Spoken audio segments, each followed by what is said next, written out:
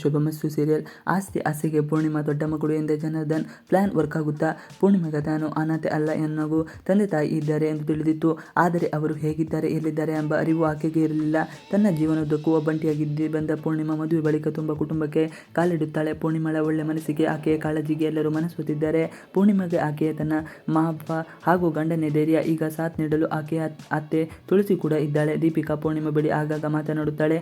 ನೀನು ಅನಾಥೆ ಎನ್ನುವ ಯೋಚನೆ ಆಕೆಗೆ ಮೂಡುವ ಹಾಗೆ ಮಾಡುತ್ತಿದ್ದಾಳೆ. ಪೂರ್ಣಿಮಾಗೆ ಜನಾರ್ದನ್ ಹಾಗೂ ವನಜನ ತನ್ನ ಹೆತ್ತ ತಂದೆ ತಾಯಿ ಎನ್ನುವುದು ಗೊತ್ತಿರುವುದಿಲ್ಲ. ಜನಾರ್ದನ್ಗೆ ಈ ವಿಚಾರ ತಿಳಿದಿಯೂ ಗೊತ್ತಿಲ್ಲ. ಆದರೆ ವನಜ ಮಾತ್ರ ನನ್ನ ಮಗಳು ಇದೀಗ ಏನಾಗಿದ್ದಾಳೋ ಏನೋ, ಸಣ್ಣ ಮಗುವನ್ನು ದೇವಾಲಯದಲ್ಲಿ ಬಿಟ್ಟು ಹೋಗುವ ಪರಿಸ್ಥಿತಿ ಬಂದಿತ್ತು. ಮೊಮ್ಮಗಳಿಗೆ ಆಕೆ ಹೆತ್ತವರಿಂದ ಕಂಟಕ ಇದೆ.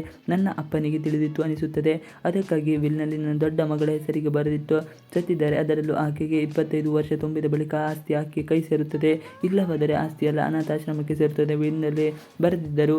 ವಿಷಯ ತಿಳಿದ ಬಳಿಕ ಜನಾರ್ದನ್ಗೆ ಏನು ಮಾಡುವುದು ಎಂದು ದಿಕ್ಕೆ ಚೋಚದಂತಾಗುತ್ತದೆ. ಜನಾರ್ದನ್ ಮಡದಿಯನ್ನು ಕರೆಯುತ್ತಾರೆ. ಅಭಿ ಪೂರ್ಣಿಮಾ ಹಾಗೂ ದೀಪಿಕಾ ಅಭಿ ದಂಪತಿಯನ್ನು ಮನೆಗೆ ಕರೆಸುತ್ತಾಳೆ. ದೀಪಿಕಾ ಅಭಿ ಮನೆಗೆ ಬಂದಾಗ ಆರತಿ ಬೆಳಗ್ಗೆ ದೃಷ್ಟಿ ತೆಗೆದು ಒಳಗೆ ಬರಲು ಹೇಳುತ್ತಾರೆ. ದೀಪಿಕಾ ಬರುವ ಮುಂಚೆ ಪೂರ್ಣಿಮಾ ಅಭಿ ಬಂದಿರುತ್ತಾರೆ. ಅವರಿಬ್ಬರು ನೋಡಿದ ದೀಪಿಕಾಗೆ ಕೊಂಚ ಶಾಕ್ ಆಗುತ್ತದೆ.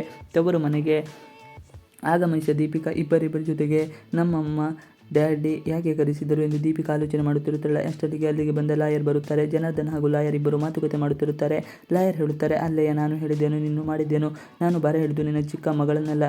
ಆಕೆಗೆ ಈ ಆಸ್ತಿ ಸಿಗುವುದೂ ಇಲ್ಲ. ಜನಾರ್ದನ್, ನಾನು ಹೇಳಿದ್ದು ನಿಮ್ಮ ದೊಡ್ಡ ಮಗಳು ಬರಲಿ ಅಂತೂ. ಆಕೆ ನೀನು ಯಾವುದು ಜ್ಯೋತಿಷಿದವನು. ಆಕೆಯನ್ನು ನೋಡಿ ಕಂಟಕ ಇದೆ. ಆಕೆಯನ್ನು ದೇವದಲ್ಲಿ ಬಿಟ್ಟು ಬಂದೆ ಹೋಗಿ ಎಂದು ಹೇಳುತ್ತಾರೆ ಲಾಯರು. ತವರು ಮನೆಗೆ ಆಗಮಿಸಿದ ದೀಪಿಕಾ ಇವರಿಬ್ಬರ ಜೊತೆಗೆ ಲಾಯರ್ ಮಾತಿಗೆ ತಬ್ಬಿಬ್ಬದ ಜನಾರ್ದನ್, ಇದೀಗ ನಿನ್ನ ಇಡೀ ಆಸ್ತಿ ಬಾರಿಸುತ್ತಾಳೆ. ಆಕೆ ಏನು ವಿಚಿತ್ರ ಅಲ್ವಾ ಜನಾರ್ದನ್ ಎಂದು ಹೇಳುತ್ತಾನೆ. ಇದನ್ನು ಕೇಳಿ ಜನಾರ್ದನ್ಗೆ ಏನು ಹೇಳಬೇಕು ಎಂದು ತಿಳಿದಾಗುತ್ತದೆ. ನಾನು ನನ್ನ ಮೊದಲ ಮಗಳನ್ನೇ ಕರೆದುಕೊಂಡು ಬಂದಿದ್ದೇನೆ ನೋಡಿ, ಅವಳೇ ನನ್ನ ಮೊದಲ ಮಗಳು ಎಂದು ಹೇಳುತ್ತಾನೆ.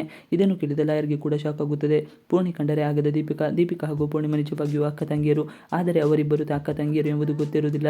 ಹಾಗೆಯೇ ದೀಪಿಕಾ ಹಾಗೂ ಪೂರ್ಣಿಮಾ ಗುಣಗಳು ತದ್ವಿರುದ್ಧವಾಗಿರುತ್ತದೆ. ಇವಿಷ್ಟು ಇವತ್ತಿನ ವಿಡಿಯೋ. ಈ ವಿಡಿಯೋ ಇಷ್ಟ ಆದರೆ ಪ್ಲೀಸ್ ಲೈಕ್ ಮಾಡಿ ಸಬ್ಸ್ಕ್ರೈಬ್ ಮಾಡಿ. ನೀವು ನಮ್ಮ ಯೂಟ್ಯೂಬ್ ಚಾನಲ್ಗೆ ಸಬ್ಸ್ಕ್ರೈಬ್ ಆಗಿಲ್ಲ ಅಂದರೆ ಬೇಗ ಸಬ್ಸ್ಕ್ರೈಬ್ ಮಾಡ್ಕೊಳ್ಳಿ. ನಾವು ಹಾಕುವಂಥ ಎಲ್ಲ ವಿಡಿಯೋಗಳು ನೋಟಿಫಿಕೇಶನ್ ಮುಖಾಂತರ ದೊರೆಯುತ್ತದೆ. Thanks for watching video. Please like and subscribe our channel for more videos.